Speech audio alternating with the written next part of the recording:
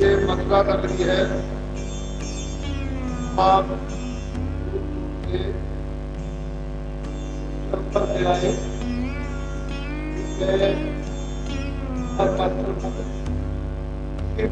का लोगों को है तो लोग है आत्माओं का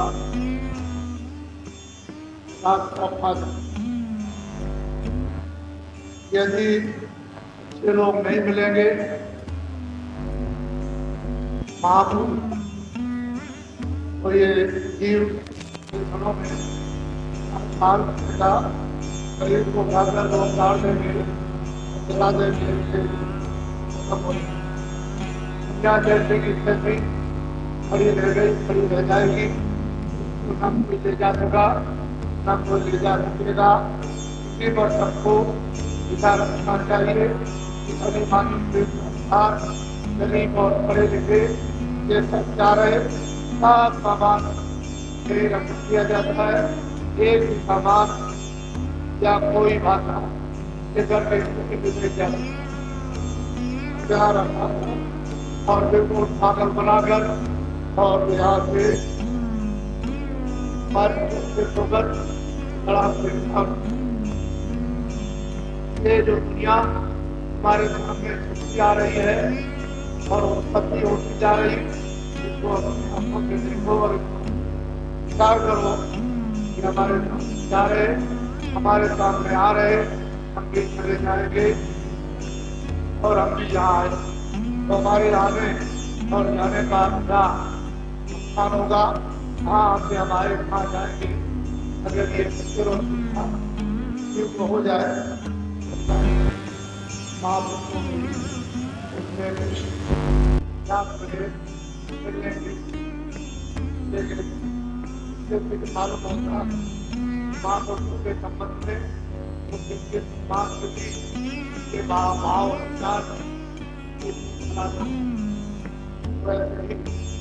समाचार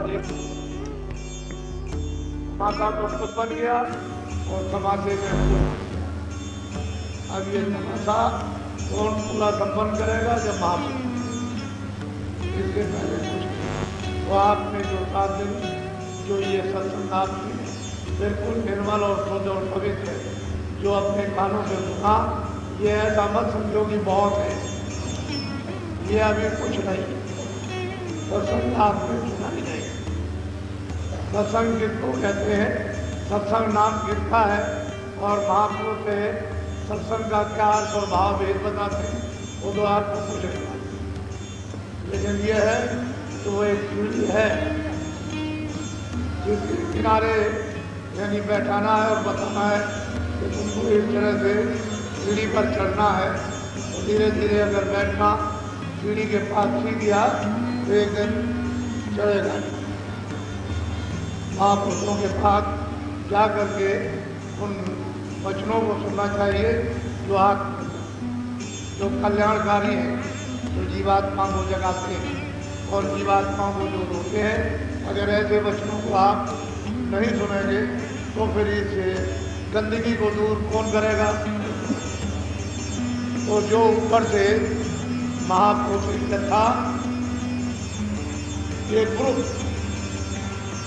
एक जत्था, एक ग्रुप, एक टोली जो ऊपर से उतार करके अपने साथ लाते हैं, क्योंकि यहाँ तो उनकी कोई भक्ति भाव करना कोई जानता ही नहीं, ऊपर से ले आते हैं और जगह जगह हर जगह उनका जगह जगह जन्म हो जाता है।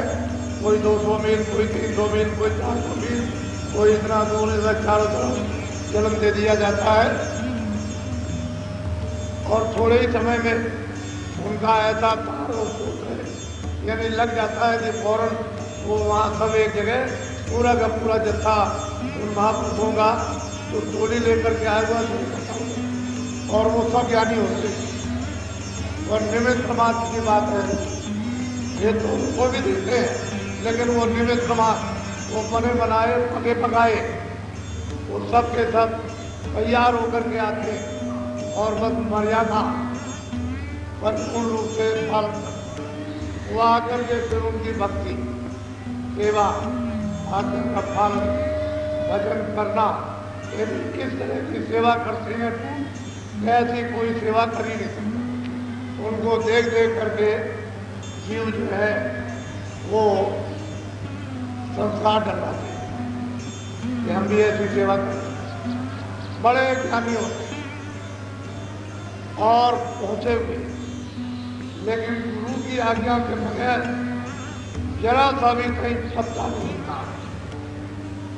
पूरे होते हैं, उनमें कोई कमी नहीं होती है, वो पहुंचे हुए होते हैं, वो सब मंडलों में जाते हैं और आते हैं, लेकिन गुरु के बगैर एक पत्ता नहीं।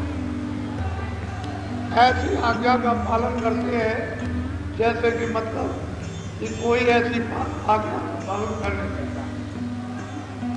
ऐसी जीवात्माएं जो उनके साथ पकी पकाई जाती है टोली और जत्थे के रूप में, वो संसार के जीवों के लिए वो प्रश्न करते हैं महापुरुषों से, कुछ पूछते हैं, क्योंकि ये सब लोग बैठे रहते हैं, इनको तो ये पता नहीं है कि ये क्या है। उनको तो मालूम है कि ये है क्या, ये नहीं जानते। उनको सब मालूम है क्योंकि वो तो पले पढ़ाए पूरे ज्ञानी है, उनमें पूरी शक्ति है, लेकिन गुरु के बगैर, गुरु की मर्यादा के बगैर कुछ रस से मत नहीं होता। और ऐसा होता है कि लय हो तो पूछते और प्रश्न करते, तरह तरह के प्रश्न करते, एक तरह के नहीं। ये काल क्या है, ये माया क्या है, ये जीव क्या है, ये मन क्या है, ये बुद्धि क्या है, ये चित्त क्या है, ये इंद्रियाँ क्या है, ये प्रकृतियाँ क्या है, आसमान क्या है, ये जमीन क्या है, ये पानी अग्नि वायु क्या, सब तरह का प्रश्न करते हैं उनसे, इसके लिए जो नहीं जानते। क्योंकि जब वो आपको तो प्रश्न करना आता नहीं और वो पके पकाए उनको सब तरह का प्रश्न करना आता है, तो जीवों के हित के लिए वो स्वामी से प्रश्न करते हैं कि महाराज हमको जो जो हम पूछे वो हमको हमारी शंका, यानी हम उनकी कोई शंका नहीं, लेकिन ये जो बैठे हैं इनकी शंका, यानी हमारी शंका, इनको आप तो प्रश्न वो करते हैं, शंका आपकी है और जवाब देंगे तो आपकी शंका दूर हो जाएगी। उनके पास तो कोई शंका है ही नहीं, वो तो पके पकाए पूरे के पास लगे और एक भी पत्ता आज्ञा के बगैर और उनको कोई जान भी नहीं सकता। उनको तो यही जानते हैं कि आशिक है, ये प्रेमी है, इनके बगैर, इनकी आज्ञा के बगैर दूसरा कोई काम नहीं करेंगे, वो और कुछ भाता नहीं, अच्छा नहीं लगता है, ऐसा मैंने कभी इतना तो जानेंगे, लेकिन उनकी पहुँच नहीं पड़ता। वो तो जरा भी इशारा भी भाव में बोल में चाल में भी पता नहीं चल सकता है। ऐसी लोग यानी भक्ति करते हैं नीचे और पगे हुए पूरे होते हैं। तो आज मैं आपको बहुत विधि विधान से आपको समझाऊंगा और ये भक्तों का, सच्चे भक्तों का प्रश्न है सब जीवों के हितों के लिए, ताकि सबका हित हो और सब जीव जागे और संस्थाएं सबकी खत्म हो जाए। तो बहुत प्यार से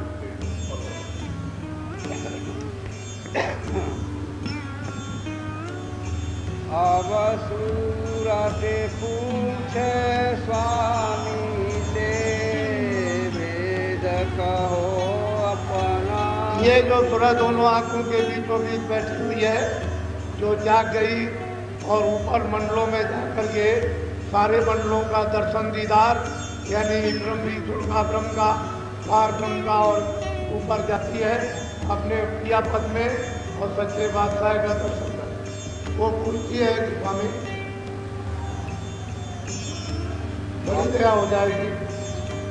अपने स्वामी से पूछती है, कुछ प्रश्न करती है बहुत श्रद्धा के साथ कि आप कुछ अपना भेद तो बताइए कि आप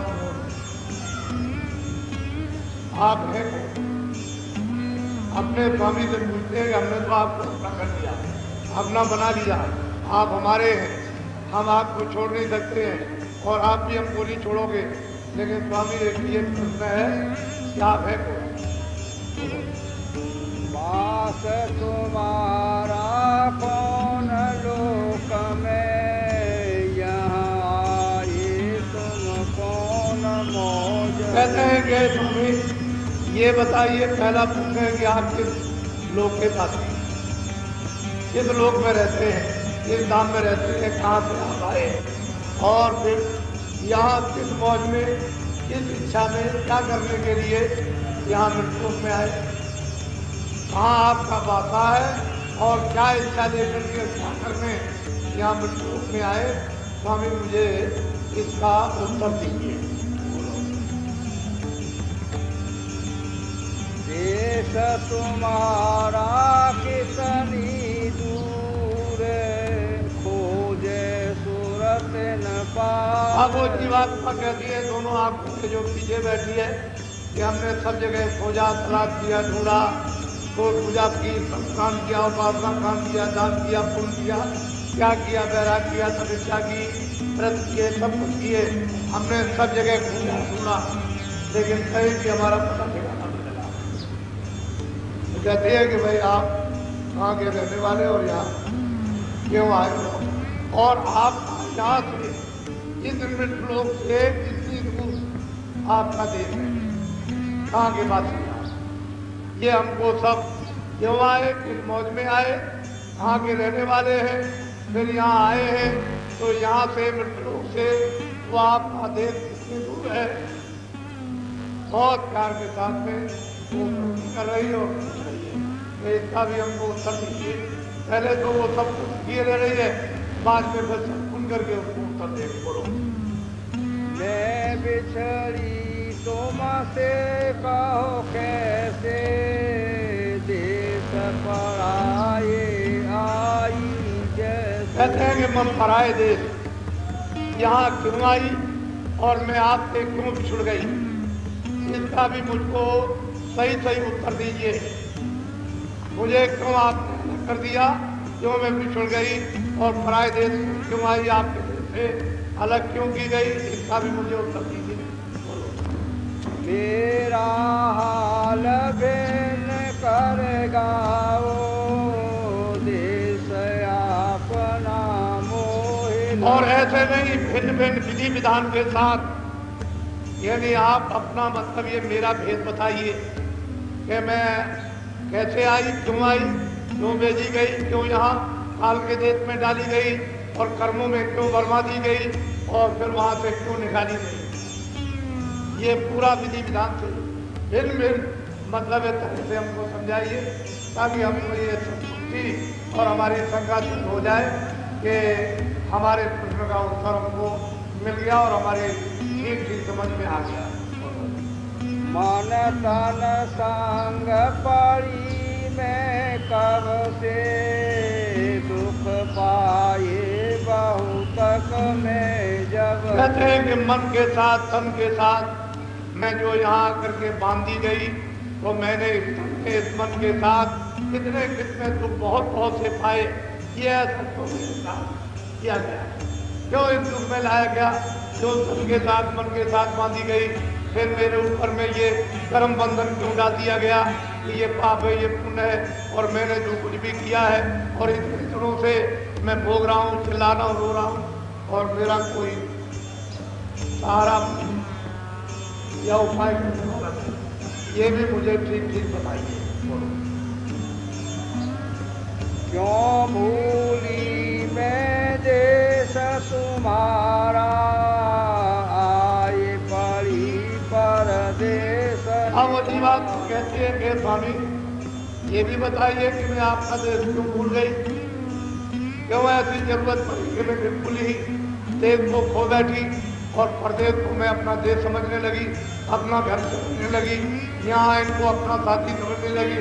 और फिर ये इनमें से हमारा कोई भी साथी नहीं रहा, सब किनारा भारत में कर गए और मैं इतने दिनों से यहाँ चौरासी और नरकों में भोग रहा हूँ, रो रहा हूँ, चिल्ला रहा हूँ।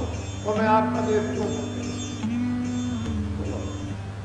पाताल बसो केंद्र तू लोक में स्वर्ग बसो के। अब वो तुरंत कहती है कि स्वामी क्या आप पाताल लोक में है, या मतलब मृतलोक में आप रहते हैं, या आप स्वर्गलोक के वासी हैं, या वैकुंठ लोक के वासी हैं? तो मुझे ये भी बताइए कि किस लोक में आप रहते हैं, रहते कि नहीं, पाताल में, मृतलोक में और स्वर्गलोक में, वैकुंठ लोक में कहाँ के वासी हैं? ये मुझे विधि विधान से भी समझाइए। इंद्रपुरी या शिव मुकाम में कृष्ण लोक या राम। कहते हैं कि वो इंद्रपुरी में या शिवपुरी में यानी निरंजन भगवान के यहाँ आप बसते हैं, या कृष्ण लोक में रहते हैं, मतलब या प्रकृति लोक में रहते हैं, या पुरुष लोक में, किस लोक के आप वासी हैं? वो उसको अलग अलग विधि विधान से मुझे समझा दीजिए, तब मेरी शंका जाएगी। और आप अब मिल गए बताने के लिए और यहाँ तुम आए हैं, तो ये मुझे सब तरतीब बात है। कृष्ण लोक या राम लोक में प्रकृति लोक या पुरुष। कृष्ण लोक या राम लोक या प्रकृति लोक या पुरुष लोक में क्या वो काम के आप रहने वाले हैं जो यहाँ आए हैं? क्या जरूरत आपको यहाँ आकर के पड़ी, इसलिए आप आए? या तुम व्यापक सभी लोक में चार खाने चरय।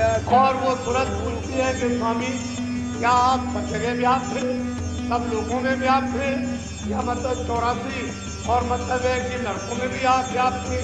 किस जगह पर रहते और कहाँ के रहने वाले? ये सब अलग अलग दिन में हमको ये विधि विधान ये हमको बताइए। क्यों मोहे डाला काल लोक में अति बर माया हर्ष। और ये भी बताइए कि आपने मुझको काल के लोक में क्यों डाल दिया, क्यों बता दिया? मैं यहाँ अति भरम गया, मुझे पता ही नहीं है कि मैं कहाँ हूँ, और जन्मता हूँ, मरता हूँ, अति दुखी होता हूँ, मेरे दुख को कोई सुनने वाला नहीं। और मैं चाहता हूँ 84 और नरकों में मुझे नाना प्रकार की यातनाएं दी जाती हैं, तो मुझे यहाँ काल के देश में आपने क्यों डाला? अब क्यों आए मोहे चितावन रूप धरा तुम्हारा से मन। अब बड़े प्यार से कहते हैं स्वामी, अब आप बहुत दिनों के बाद मुझको शिव चिताने के लिए आए हो, इसमें कोई संदेह नहीं है कि जो रूप आपने धारण किया था मनमोहन आकर्षण है, बहुत मनमोहित जो रूप धारण किया है और आकर्षण में, ये तो मैं जान गई, ये तो मैं समझ गई, लेकिन कितने दिन के बाद आप आएंगे? सब तरह के प्रश्न ऊंचे नीचे, सुलझने के, उलझने के, गिरने के, फंसने के, निकालने के, हवाले करने के, सब पूछ रही है कि हमको ये सब बताइए। मैं दासी तुम चरण निहारे वेद देव तुम। अब बहुत प्यार से कहते हैं कि मेरे साथ मैं सेवक, मैं आपको छोड़ के जा नहीं सकता। मुझे ये सब भेद, जब मैं आपके चरणों में बैठ के चरण निहार रही हूँ, तो मेरी ये शंका यानी आप दूर कर दीजिए और पूरा पूरा अपना जो भी वो भेद हो वो मुझे सुनाइए। तब से शब्द स्वामी बोले सुनो सुरत तुम में। अब महापुरुष बड़े प्रसन्न हुए इस तरह के प्रश्न सुन करके इसने प्रश्न किया है, उत्तर लेने के लिए तो बहुत प्रसन्न है। वो तो शब्द स्वामी है, वो तो तुरंत शब्द रूप हो गई। वो बहुत प्रसन्न होकर के बोले और सारी विधि विधान के साथ उनको उस सूरत को समझा रहे। और उसके साथ में पूरा मजमा, पूरा समाज बैठ करके उस प्रश्न के मतलब एक उत्तर को साफ के साथ करेंगे और उसको भी और सबको, मतलब प्रश्न तो उसका नहीं था, सबका था और सबके प्रश्न का उत्तर उसके प्रश्न से सबको मिला। बोलो।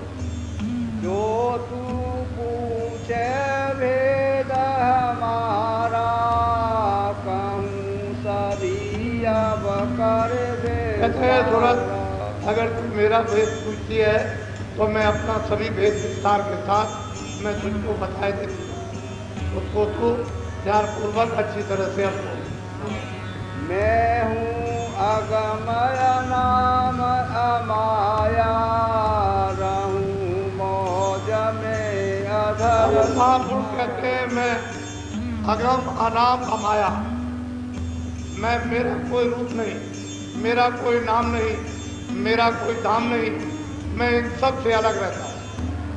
अगम अनाम अमाया, माया हमारे यहाँ न कोई माया है, न वहाँ कोई काल है, न वहाँ कोई कर्म है, किसी तरह की कोई गंदगी नहीं है, मैं वहाँ का रहने वाला हूँ। मेरा भेद न कोई पावे, मैं ही कहूँ तो कहन में। अब वो महापुरुष कहते हैं कि सूरत मेरा भेद तो कोई जानता नहीं। मैं अगर किसी को सुनाऊं तभी तो किसी की समझ में आ सकता है। तो जो मेरे पीछे जो गोपनीय यहाँ संत है रहते हैं उनको तो कोई जानता नहीं। एक दफे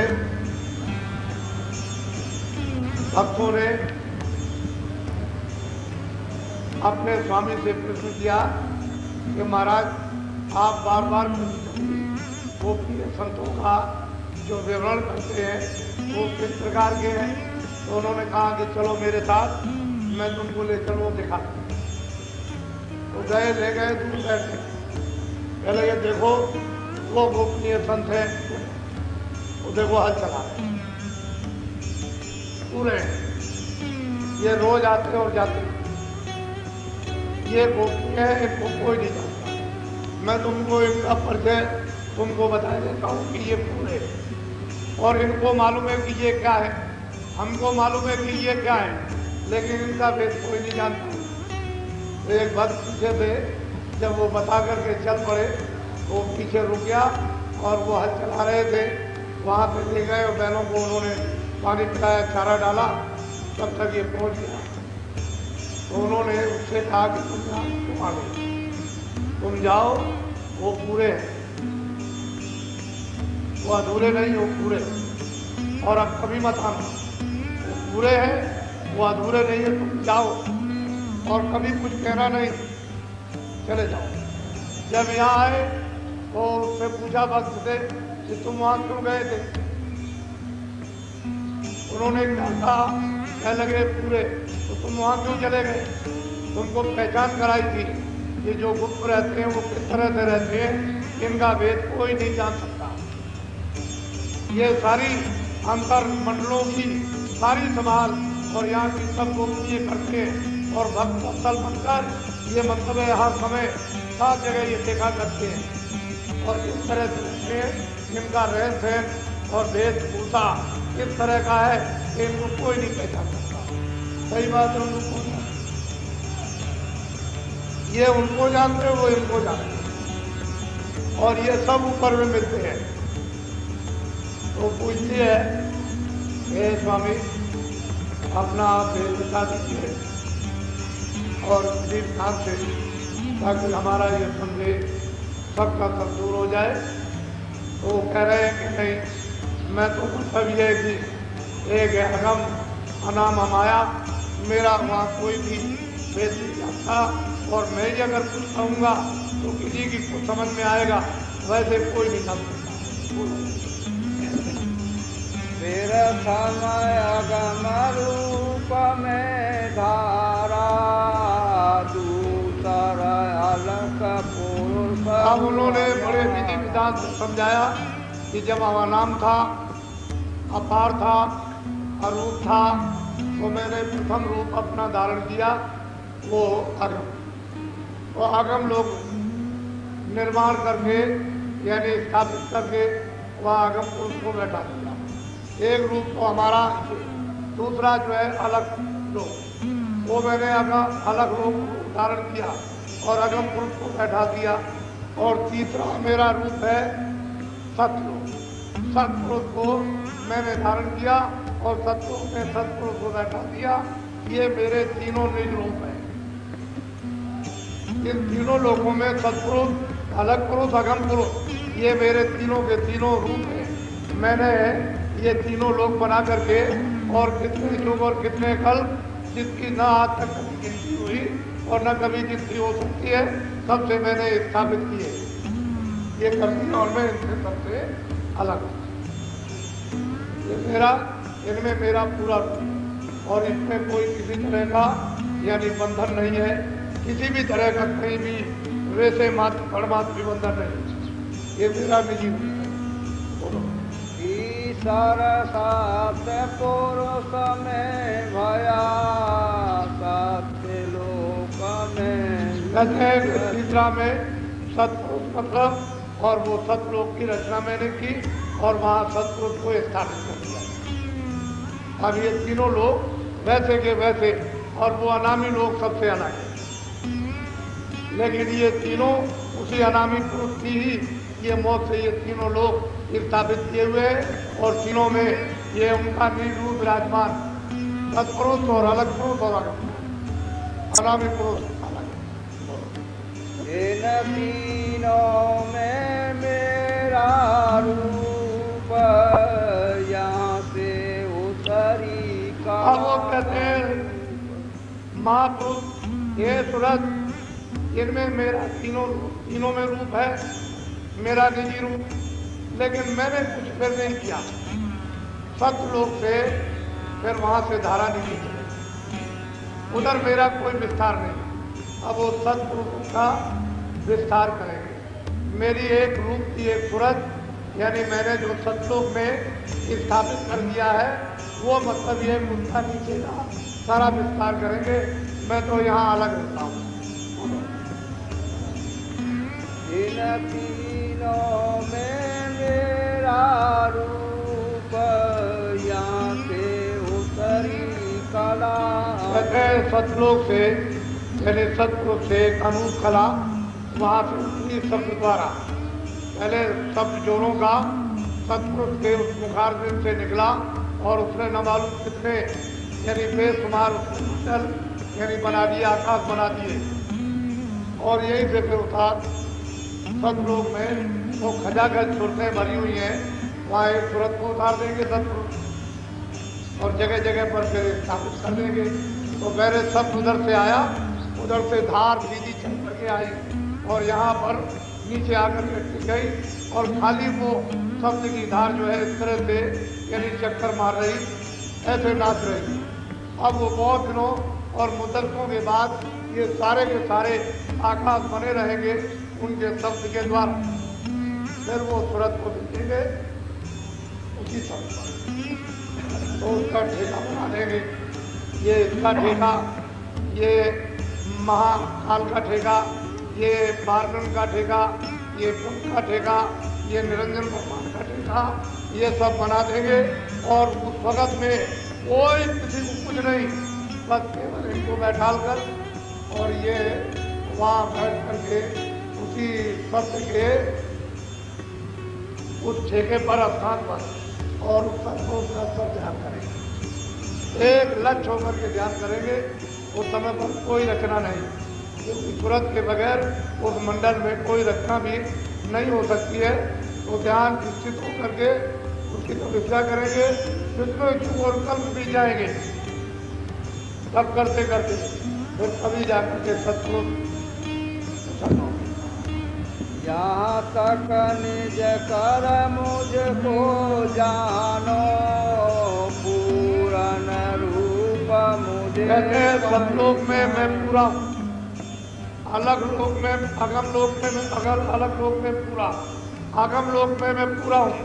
मेरा निज रूप है, वहाँ कोई किसी तरह की विरोधी नहीं, और मैं अलग हूँ, मेरा इनमें रूप मुझे जाने, यहाँ कोई किसी तरह का बंधन नहीं। जो भी सोचते हैं वहाँ पहुँच जाएंगे, सब स्वतंत्र, सब आजाद, सर्वदा के लिए बने हुए। फिर लौट करके ना उनको कभी आना है ना कभी आना, वो तो पहुँच गए अपने खजाने। यहाँ तुम मुझको जानो, और इसके बाद ये फिर विस्तार होगा, नीचे सत्सों बोलो। अंश दो ये सतपुरुष निकारी, जो तेरे रंजन नाम। और जो शब्द जो उन्होंने ईश्वर का जो दस्तार निकली थी, तो वहाँ पर दो सुरतें निकाली, एक माया की और एक उन्होंने ज्योति और एक उन्होंने पुरुष। तो आज्ञा माँ शक्ति ज्योति हो गई और निरंजन भगवान पुरुष हो गए। इनको ऊपर से निकाल दिया और शब्द के द्वारा नीचे उतार दिया, क्योंकि शब्द नहीं होगा तो नीचे डोरी नहीं होगी, तो टिकेंगे कहाँ, टिकने की कोई जगह ही नहीं है। तो बस उसी डोरी पर उतार करके और सहज कमल में, और वहाँ एक ठेका बनाकर और नीचे आकर के चरण कमल रोक दिया, और दोनों को इनको उतारा। एक तो मतलब ये ज्योति रूप में, एक पुरुष रूप में, और सहजल कमल में आकर के बैठा दिया। दोनों आकर के अलग अलग इनके रूप है, एक मायावी रूप, एक पुरुष का रूप। बोलो।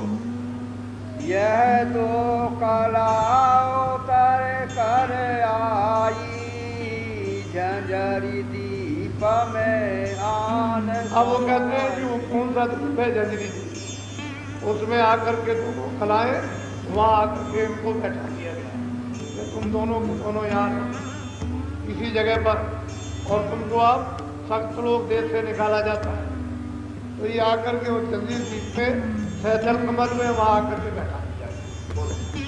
तीन लोक में रहूं न्यारा, में कहते हैं मैं तीन लोक से अलग, मैं ना मृतलोक में हूँ, ना मैं पाताल लोक में हूँ, ना मैं स्वर्ग वैकुंठ लोक में हूँ, ना मैं झंझरी लोक में हूँ, ना मैं लोक में हूँ। मैं इन सब से परे रहता हूँ। वो बहुत प्यार से सूरत को समझा रहे, मैं इनमें किसी में नहीं रहता हूँ, सबसे अलग है मेरा देश। तीन लोक एक बूंद पसारा, सेंद्र रूप है अगम। अब वो कहते हैं कि तीन लोक में एक हमारी यानी निकाली हुई एक बूंद रहती है, एक बूंद के रूप में सूरत यानी झंझरी दीप सहजल कमल में ये वहाँ आकर के टिका दी गई। उससे ये तीनों लोग ये निर्माण हुए। मेरी एक बूंद रहती है और मैं तो अगम अपार, मेरा कोई भेद नहीं सकता, मेरी कोई पैमाइश नहीं करता, मैं अलग रहता हूँ। मेरी एक बूंद रहती है तीन लोग, उसका ये सारा का सारा ये सब सारा है। मैं न पताल स्वर्ग नहीं मिलता, ब्रह्मा विष्णु महेश। अब महापुरुष कहते हैं पाताल स्वर्ग और मृत लोग और विष्णु ये महादेव इनमें मैं नहीं, बिल्कुल इनसे अलग।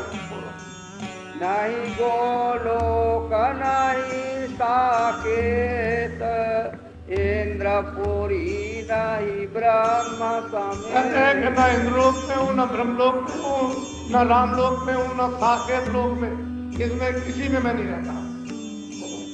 तीन लोक व्यापक में नहीं, बूंद एक में। और कहते हैं कि तुरंत ने पूछा था क्या आप व्यापक रूप से सब जगह, तो उन्होंने कहा मैं व्यापक रूप से भी यानी कहीं भी नहीं रहता हूँ और इन लोगों में भी कहीं नहीं रहता हूँ। मैं तो इन सब से भरे हूँ, इसमें मेरी एक बूंद एक सूरत मेरी रहती है। उसी बूंद का सकल पसारा, वेदता एक ब्रह्म अपार। उसी बूंद का ये सारा का सारा ये ब्रह्मांड तीनों लोगों का ये सारा पसारा है, और उसी को लोग क्या कहते हैं, अपार। जो पूर्ण की रचना है उसको आप अपार कहो, और सिंधु है और महासागर अपार उसको अलग हो, उसे तो कोई जानता नहीं। अब वो खुद आकर के सुरतों को अपना भेद बता रहे और मालिक का पता और ठिकाना, और ये बता रहे कि मैं कहीं नहीं रहता हूँ, ना मेरा व्यापक रूप है, मैं तो एक बूंद मेरी वहाँ रहती है, उसका ये सकल सारा का सारा ये पता है। मैं इन सबसे अलग वेदांती आए ब्रह्म बखाने, सिद्धांती आए तो पुकारे। वेदांती कोई कहता है ईश्वर है, कोई कहता है ब्रह्म है, कोई कहता है प्रकृति है, कोई कहता है माया है। इस तरह से लोग जो है वो उस समय पर वर्णन करते हैं, क्योंकि मेरा वेद तो उस समय पर पूरा नहीं गया था, तो किसी ने कुछ ऊपर का बताया भी नहीं कि भाई ऊपर में कुछ है। तो यही लोग यही उपासना करते हैं और इसी को अनुमान से कहते हैं कि ऐसा होगा ऐसा होगा। वो व्यापक है, उसका नाम नहीं, उसका रूप नहीं है, वो मतलब ये क्या रूप है, लेकिन ऐसा नहीं। अगर रूप नहीं होगा तो नाम क्या? रूप है नाम। जब नाम है रूप है तो स्थान होना चाहिए। जब नाम रूप स्थान है तो उसकी आवाज होनी चाहिए, नहीं तो फिर कैसे निर्माण कैसे होगा, यानी रचना कैसे होगी।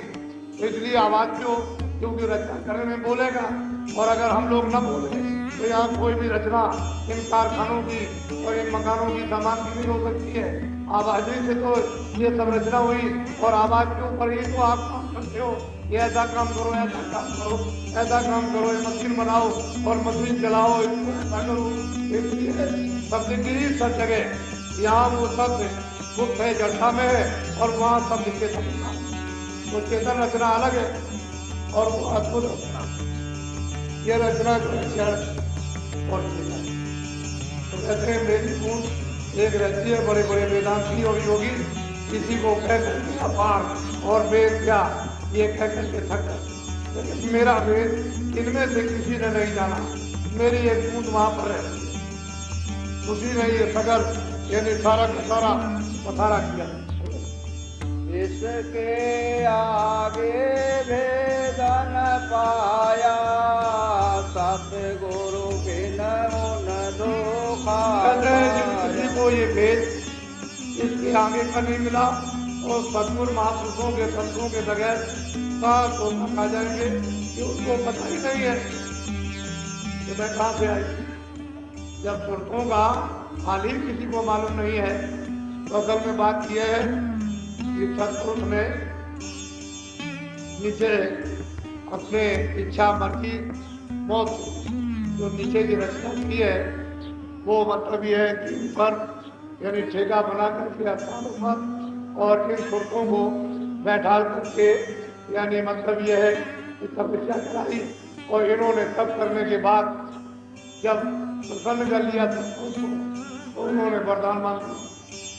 उन्होंने कहा भाई तुम क्या चाहते हो, तुम्हारे ध्यान से, तुम्हारी तपस्या से, इस भक्ति से हम प्रसन्न हो गए, ठीक है हमने निकाल दिया, लेकिन हम आप दुख हो गए, अब आप चाहते क्या हो। तो उन्होंने कहा जैसा सतलोक में आपका राज है उसी तरह का होना। तो ये बात मानी हुई है कि बगैर जीवात्माओं के रचना कभी किसी मंडल पर हो ही नहीं सकती है। अगर यहाँ पर जीवात्माएं चर जीव जंतुओं में और मनुष्यों में न रहे तो यहाँ कोई रचना कोई काम हो नहीं सकता। क्यों? मनुष्य शरीर रहेगा नहीं, जानवर शरीर रहेंगे नहीं, पंछी शरीर रहेंगे नहीं, कीड़े मकोड़े के रहेंगे नहीं। जब शरीर कोई नहीं रहेगा तो कामकाज कैसे होगा, फिर कोई रचना नहीं होगा। जो शरीरों में बंधन में जब रहेगी तभी रचना बैठेगी। तो उनको उन्होंने प्रसन्न होकर ये मत मुझे अच्छा हमने तुमको दिया। अब वो प्रसन्न होकर के रचना करने के लिए सुरतों का भंडार, फिर ये सुरतें जब भेजी जाएंगी तो ऐसे भंडार नहीं भेजा जाएगा कि सीधी चली जाओ। उनके लिए भी कितने युग और कितने कल्प यानी अनगिनत दिन बीत जाएंगे, तब धीरे धीरे उनको नीचे उतारा जाएगा। नहीं एक नीचे आई नहीं सकती, क्योंकि उनमें भी बड़ी शक्ति है, उनमें भी बहुत ताकत है, मामूली शक्ति नहीं है।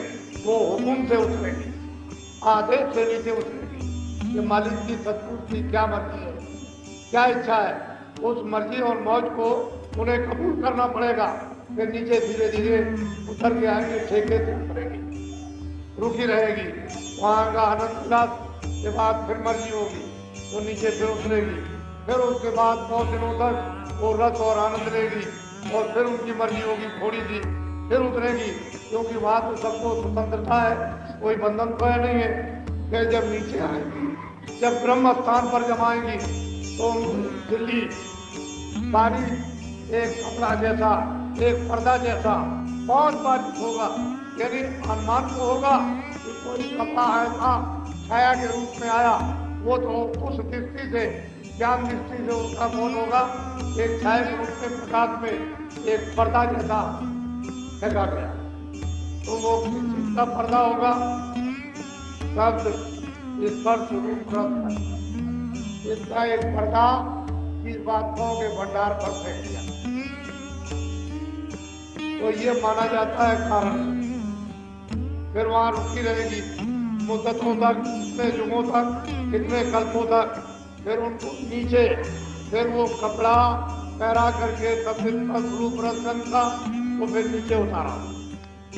फिर उनको एक पूंछ में एक उन्होंने उससे थोड़ा, यानी वो एक पर्दा डाला और 9 तत्वों का होगा, शब्द रूप रंग और मन, बुद्धि और चित्त और अहंकार, ये 9 तत्वों का इसके ऊपर में एक पर्दा बन गया। मालूम तो हो गया एक पर्दा एक आया, तो उस पर्दे में सूक्ष्म शरीर में वो जीवात्माएं फिर बहुत मुद्दत तक कितने युग और कल बीत गए, फिर वहां रुकी रही और फिर उसके बाद नीचे उतरी। लेकिन आ रही है सब एकदम से शब्द की धार, जिस पर ये सब टिके हुए उसी धार से उतारी। फिर ये आकर के जब नीचे आई तो माया के लोक में आई, नीचे आई निरंजन धाम में जब आई तो नीचे जो उतारी गई तो एक पर्दा, यानी दोनों से एक मोटा, यानी फेंका गया 17 तत्वों का। क्या 10 इंद्रिया, चतुर्संध्याकरण, मन, बुद्धि और चित्त और अहंकार और रजोगुण, इनका एक कपड़ा, यानी एक पर्दा फेंक दिया ऊपर, तो ये लिंग शरीर में आ गया। बहुत मुद्दत होता और सुबह तक वहां रुकती रही और मतलब सुगंधी का उसमें हाथ करती रही। फिर उन्होंने उनमें मतलब प्रकाश किया, फिर शब्द का हाथ किया अपने अपने शरीर में और फिर उसके बाद ये मृतलोक में इसे स्थूल कपड़े, जल पृथ्वी अग्नि वायु, जब इसमें कपड़े में बैठाई गई, यानी दोनों आंखों के, तो जन्म से ही उनको पोतना, क्योंकि वहां तो कोई गंदगी का पर्दा था नहीं, तो पूरा उनको ज्ञान था उसका। जन्म लिए तो सच योगी सब विज्ञानी और कर और ध्यान करे सब प्राणी, सब के सब योगी विज्ञानी, बच्चे बच्चियां सब, और 1 लाख बच्चों में इन्हीं मनुष्य और आते थे जाते थे आते थे। लेकिन फिर भी किसी तरह का कोई बंधन यानी नहीं था, कोई पर्दा नहीं था। फौरन मतलब ये स्थूल शरीर छोड़ा, लिंग छोड़ा, सूक्ष्म छोड़ा, कारण छोड़ा और निकल के चली गई। और वहां मतलब ये फिर उपास जब देखा ये सब वापस जा, तो ये सब जो हमने तपस्या की है, निरंजन भगवान ने सोचा तो हमारी बेकार हो जाएगी, जो हमको भंडार मिला है ये सब रूहें और दूसरे वापिस अपने पद में अपने घर में चली जाएंगी, तो फिर तो हमारा ये सब बेकार हो गया। तो इन्होंने फौरन अपनी शक्तियों को सीमा विष्णु महादेव को पैदा किया और पैदा करने के बाद प्रतिज्ञा का आदेश दिया, ये सब करने चले गए।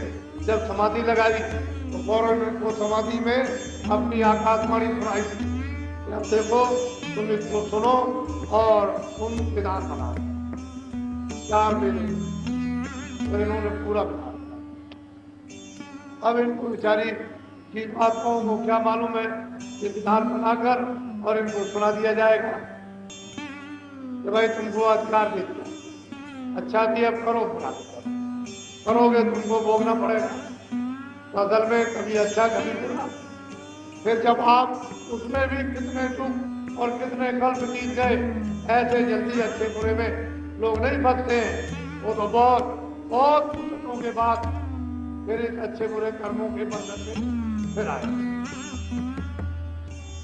तो धीरे से 4 खाने चला धीरे छूट, अर्थात नरक, ये सब उन्होंने बनाकर तैयार किए और धीरे धीरे उनको फिर मतलब ये 1 लाख 80 लाख और 30 लाख इस तरह से उनको देने लगे कि अच्छे कर्मों से जो पुण्य कर्म है उनको 1 यानी 20 लाख दे दिया, फिर उनको 1 लाख, फिर उनको 3 लाख, इस तरह से और फिर 4 लाख पीछे धीरे धीरे करते उतरते। अब वो महापुरुष कहते हैं कि असली तो रचना इस तरह से। फिर क्या कहते हैं जरा सुनिया।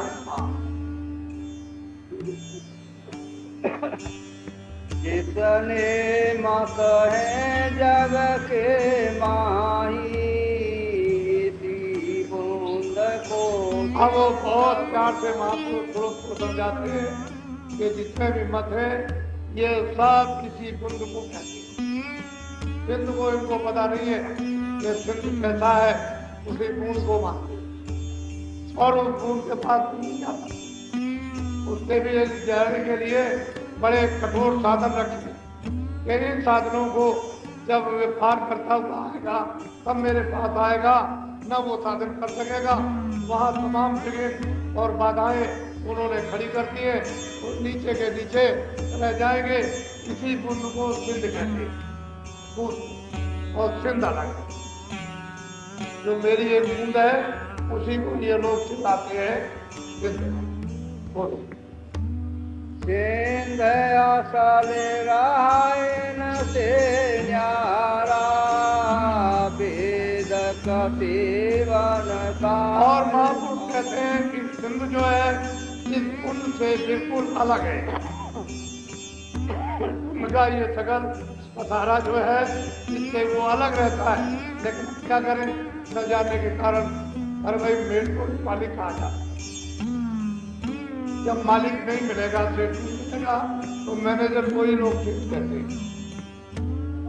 अरे भाई जब मतलब वो नहीं मिलेगा तो देवी देवताओं को भी कहते हैं यही मालिक है, यही भगवान है, यही ईश्वर है, यही सब कुछ है।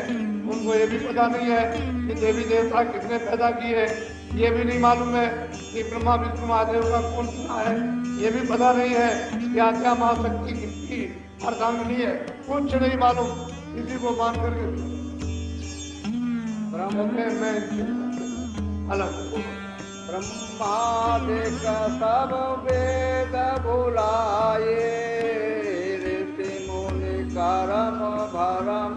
ऋषि मुनि ये तो कर्म भरम में उलझी गए, लेकिन उनको वाणी सुनाई दी थी और उसका साक्षात्कार नहीं हुआ था। ब्रह्मा को ब्रह्मा जी के पिताजी का वो भी नहीं कर पाए। तो दिया जो वाणी आई, लेकिन पिता का उनको भी दर्शन नहीं। लेकिन त्रिविक्रम भगवान के पैदल कमल में ब्रह्मा विष्णु महादेव शिव ये भी उनका दर्शन नहीं करते, वो भी उनसे बचे। तो बताओ उसको कौन जानेगा। और ऋषि मुनि इसी में बुला गए। और वो जो सिंध है अगम अपार, उसका किसी को पता ठिकाना ठोर मालूम ही नहीं, जो कौन सा रास्ता वहाँ जाने का। वीर पैगंबर कुतुब औलिया, बूंद वेद पुराण। कहते हैं कि वीर पैगंबर कुतुब औलिया ये तो बूंद का भी भेद नहीं जानते। सिंध की बात को स्वप्न में छोड़ दीजिए, पूरी पूरी जानते कि खुदा कैसा है, उसका दीदार ही नहीं किया है। तो बताओ आगे की बात कैसे समझ में आएगी। फिर ब्रह्म को कैसे देखेंगे, पार ब्रह्म को कैसे देखेंगे। और वो जो सिंध है उसका तो इनको आबाद ही, इन्होंने तो खुद को ही नहीं जाना। सुनो सुरते तुम अपना भेद, तुम हम में थी सदा। और प्यार से कहते हैं कि सुरत तुम अपना भेद समझो और सुनो, तुम मुझ में थी, अभेद थी। वहाँ मुझ में तुम में कोई भेदभाव नहीं था। तुम मेरी थी, मैं तुम्हारा था, और मेरा तुम्हारा रूप अलग अलग नहीं था, एक तुम मुझमें सदरूप थी, समाई हुई, मुझमें तुममें कोई अंतर नहीं था।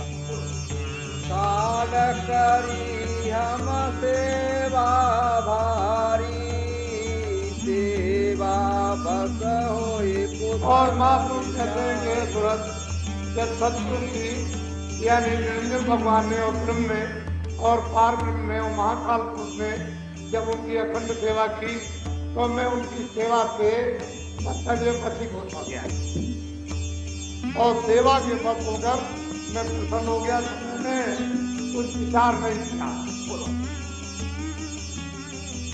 तुमको मांगा हमसे उसने, सौंप दिया तुम्हें सेवा। जब सेवा की और मैं प्रसन्न हो गया और सेवा बस होकर के उसने यानी हमसे तुमको मांगा, सुरतों को मांगा कि जैसा सतलोक में राज है उसी तरह हमको राज दे दिया जाए, तो फिर हमने उसकी सेवा बस होकर के तुमको दे दिया। जाओ अच्छा। काल लाए तन मन को घेरा, दुख सुख पाया तुम।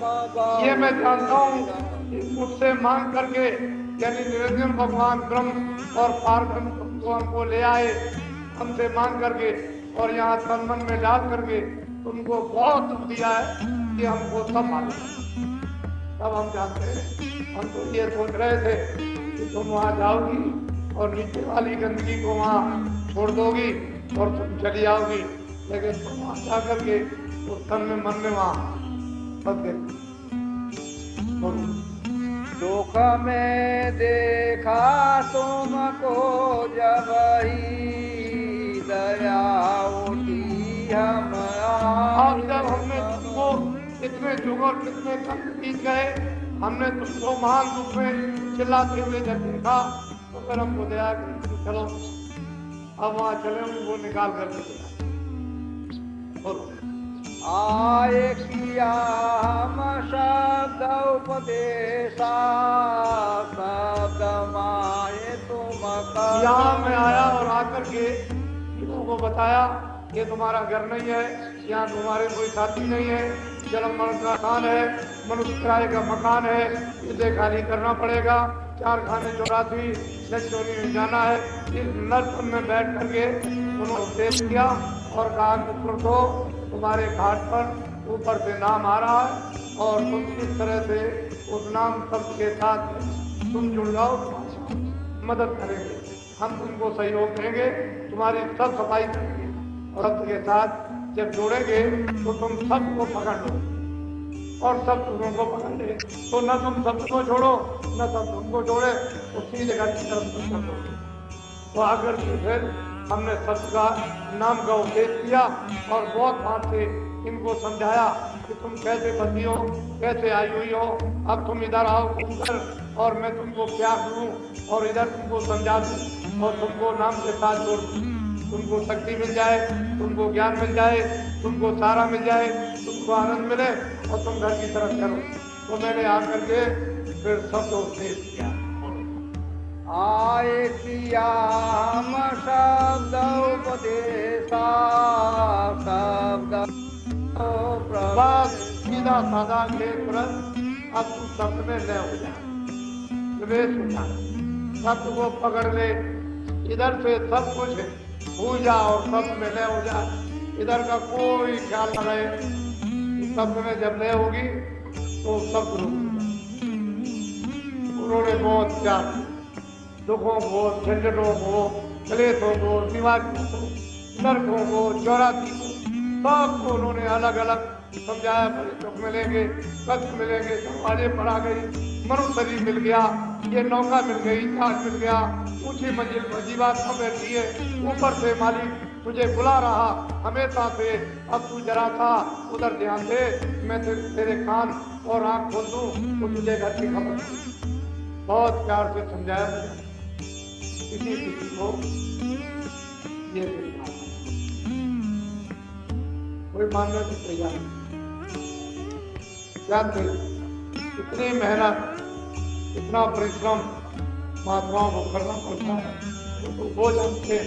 आपको बनी बनाई खेती अगर पक जाए फिर भी नहीं तुम काट सकते हो। आपको क्या मालूम कि महात्मा जीवों के साथ कितना परिश्रम, कितनी तकलीफ उठाते हैं, कितना अपमान यानी सहते हैं और कितने नीचे हो जाते हैं, छोटे बन जाते हैं सब जीवों को उठाते। अगर बड़े रहे तो जीव एक भी जीव को गति नहीं मिल सकती।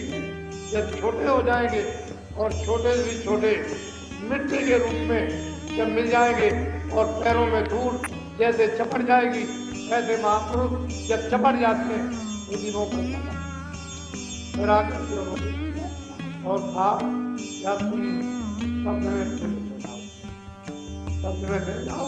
अभी तुम्हारे लिए ये सुलभ है, ये उत्तम शुभ घड़ी है और ये बड़े भाग से उन्हीं तो अब तुम छोटो चुप मत बोलो। शब्द शब्द पौड़ी हमारी चले चले पहुँची। अब महापुरुष कहते हैं यानी पौड़ी सीढ़ी, यानी एक शब्द से दूसरा, दूसरे से तीसरा, ये मैंने पौड़ी सीढ़ी बना रखी है मंजिलों पर, यानी चढ़ने के लिए। तो जिस महल में जो रहता है सीढ़ी से चढ़ करके जाओ तो महल में रहने वाले वहाँ के मंडलावर्ती महापुरुष का दर्शन, फिर सीढ़ी से चढ़ जाओ तो वहाँ दूसरे फिर सीढ़ी से चढ़ो। तो मैंने सीढ़ी यानी ऊपर से नीचे तक लगा रखी है और इस तरह से तुम्हारे कानों तक, दोनों आंखों के ऊपर तक आवाज आ रही, पकड़ो और धीरे से चढ़ो। तो चरण पहले तुम जुड़ जाओगे, उसमें प्रकाश है और प्रकाश की ताकत यानी सागर के शक्ति सागर के जब तुम इसे चेतनता को ऊपर घसीट लोगे और चेतन तुम अवस्था में आ जाओगे तो चेतन से चेतन को जाना जाएगा, शब्द से चेतन फिर शब्द में लय होगे तो ऊपर के जाओ चढ़ जाओ। इस तरह से स्थान स्थान पर पहुंचकर ऐसे दीदार और दर्शन करते हुए जाता। मैंने पौड़ी सीढ़ी बना रखी है, इसमें तुमको किसी तरह की तकलीफ उठाने की जरूरत नहीं है और मैं हर मुकाम पर मैं तुम्हारी संभाल करने के लिए बैठा हूँ, तुमको घबराने की जरूरत नहीं। मेरा रूप सब मुकामों पर वहां मिलेगा, इसलिए मैं सब मुकामों पर और बीच में तुमको बराबर रास्ता दिखाता जाऊंगा। इतना करो कि तुम अब सब पकड़ लो और इसमें लय हो जाओ।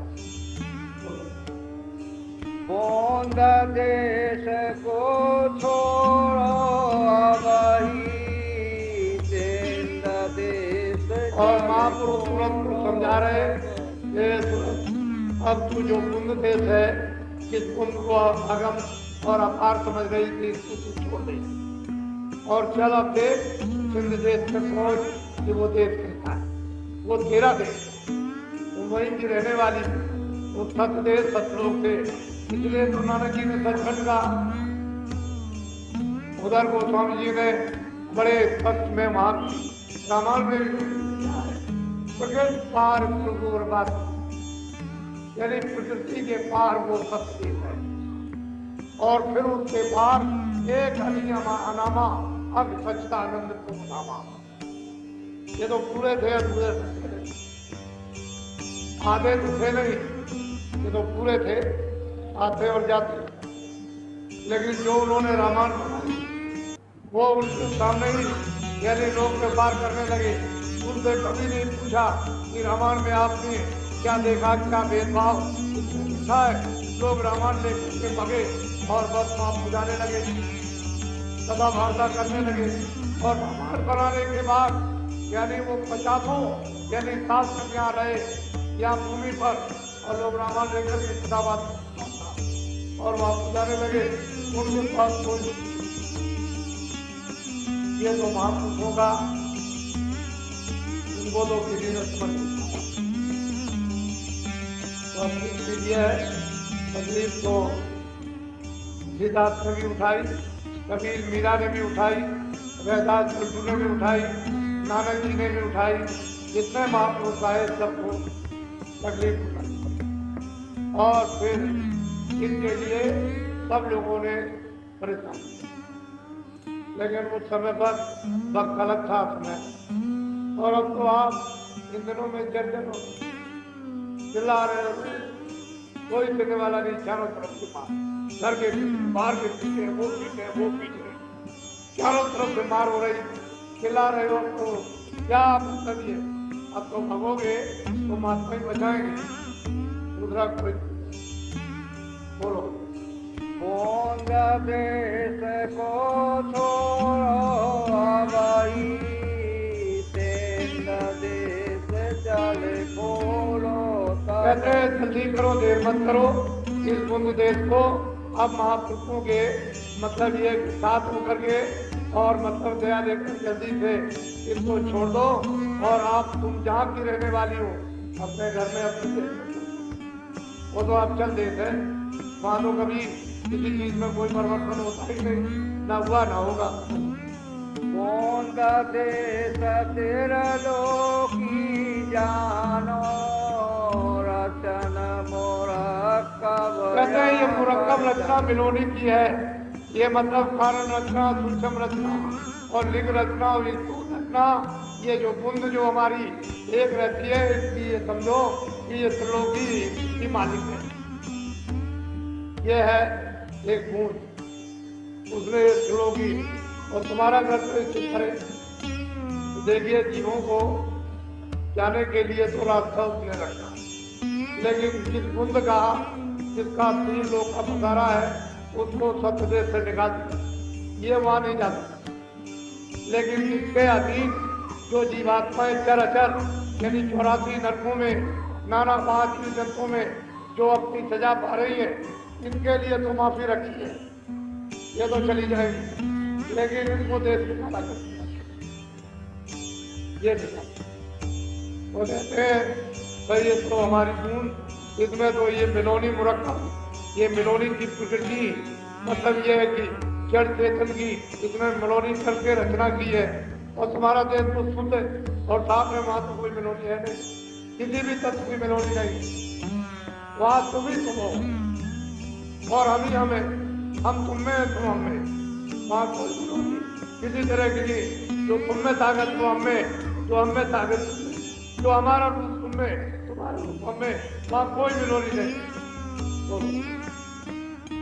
मुफरद रचना तुम्हारे देश, सात सात जाता।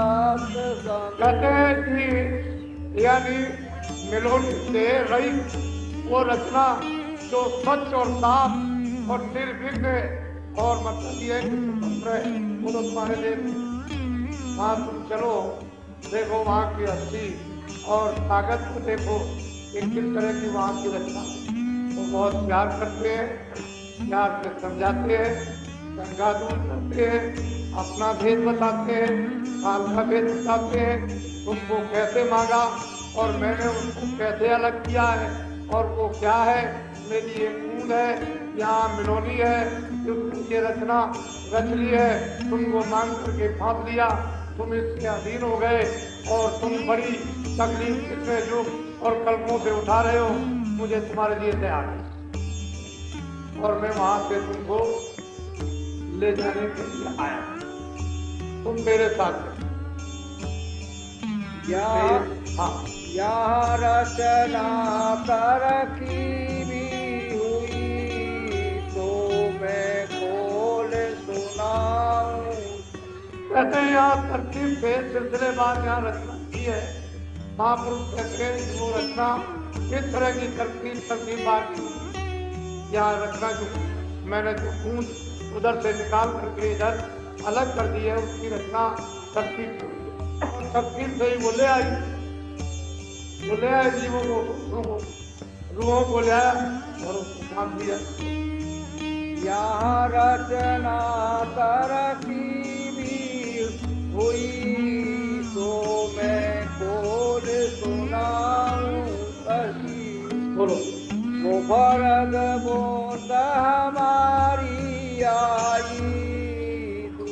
अंतर माया कहते हैं ये भी तुरंत हमारे देश में बिल्कुल स्वच्छ और निर्मल थी, लेकिन मैंने जब इस तुरंत को यानी निकाला वहां तो खजाखज उसमें से एक निकाला, उसी शब्द की धार को और वो वहां थी और वो मिनोनी जो नीचे थी ये सब वहां उसको उसके साथ एक माया उसकी मिनोनी का सब मसाला ये दे दिया। कहते हैं कि वहां तो कोई मिनोनी वहां तो ये मुफ्त वहां मतलब रहती थी, मैंने उसको निकाल दिया और ये सब मसाला तुरंत दे दिया जो मोरी की बूंद आई थी और पैदल कमल में बैठ करके इसमें 3 लोग की रचना की। ये भी वही, लेकिन मैंने उसको देश में काला किया। अब हमारे देश में ये हुआ नहीं। 5 तत्व तीनों गुण मिले यह सब 10 आपस में। कहते हैं 5 तत्व जब पृथ्वी अग्नि वायु आकाश रजोगुण तमोगुण सतोगुण और 10 इंद्रियां ये सब ये मिलकर के इन्होंने मसाले को और रचना किया। अलग अलग तरीकों की है। बोलो रल मिल कर इन रचना ठानी तीनों पर उचारो। कहते हैं रल मिल करके मिला जुला कर इस मसाले को और रचना उन्होंने की स्थापित कर दी और 4 खान 84 योनियां उन्होंने इसी मसाले से तैयार कर और जीवों के ऊपर में जो मांग करके लाए थे वो बैठ करके भी शासन करने लगे और वहां के ये राजा हो गए और बस साफ मतलब इनके अधीन हो गए। लेकिन वास्तव में हम लोग तो यहाँ के रहने वाले, अगर यहाँ के अक्षर रहने वाले होते तो अब यहाँ के इधर उधर परिवर्तन हमारा क्यों होता कि 84 नरकों में शरीर क्यों परिवर्तन होता, बदलते हम क्यों? तो ये परिवर्तन स्थान नहीं है, ये मिलोनी है। वेदांती अवसिया विचार नो को छांट कहते हैं कि वेदांतियों ने जब विचार किया कि भाई ये क्या चीज है, तो ये 10 इंद्रियों के ऊपर जो दोनों आंखों के मध्य में जो छठा चक्र है वहाँ उन्होंने घोर मतलब ये साधना की, प्राणायाम किया और फिर उन्होंने प्रणाम करके प्राणों को फीड करके यानी बुधा के रास्ते से और फिर इंद्री द्वार और फिर मतलब नाभि हृदय और तन में फिर यहाँ ले आए और यहाँ उन्होंने आकर के आत्मानुभव किया। बस यही उनकी स्थापना थी।